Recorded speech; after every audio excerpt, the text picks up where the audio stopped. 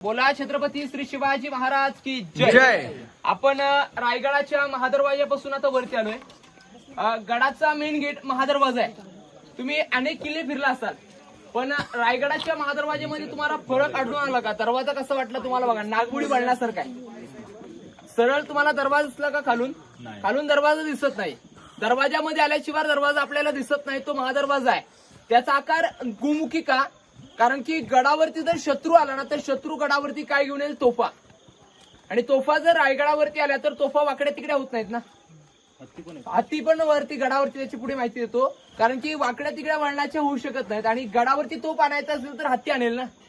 आणि हत्ती जर गडावरती आला तर हत्तीला दरवाजा तोडायचा असेल तर धावत यावं लागेल ना, कारण की ते वाकड्या तिकड्या वळणाचं आहे। आणि तिथल्या तुम्ही पायऱ्या पाहिल्या तर बघा, उंच आहेत, कारण की त्या जुन्या पायऱ्या तुम्ही आला त्या आता केलेल्या आहेत। हत्तीला जर दरवाजा पाडायचा असेल, साईट व्हा एक मिनिट, त्यांना जाऊ। हत्तीला जर दरवाजा पाडायचा असेल तर हत्तीची पाऊल क्षमता एवढीच आहे, आणि त्या पायऱ्या एवढ्या उंच राहिल्या म्हणून त्याच्या उंची एवढी उंच वाढवलेली आहे। आणि जी तटबंदी लागू राहिली ना, तिथून हिरकणी बुरुज तुम्ही पाहिला ना, हिरकडच्या बुरुजापासून ते टकमक टोकापर्यंत याला तटबंदी आहे।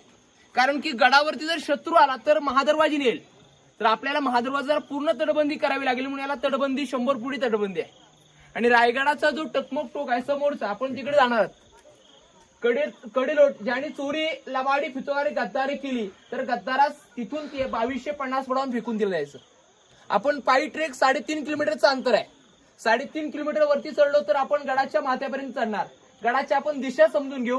गडाच्या पश्चिमेला आपण हिरकणीचा बुरुज पाहिला, पश्चिम ही गडाची उत्तर, पश्चिम ते उत्तर 3.5 किलोमीटरचं अंतर फिरायला आहे। टकमक टोक तो हिरकणी बुरुज पश्चिम ते उत्तर। आणि आपण पूर्वेला भवानीचा कडा आहे, पूर्वेला भवानीचा कडा आणि रोफवेचा कडा तो गडाच्या दक्षिणेला काळकाईचा खळगा आहे।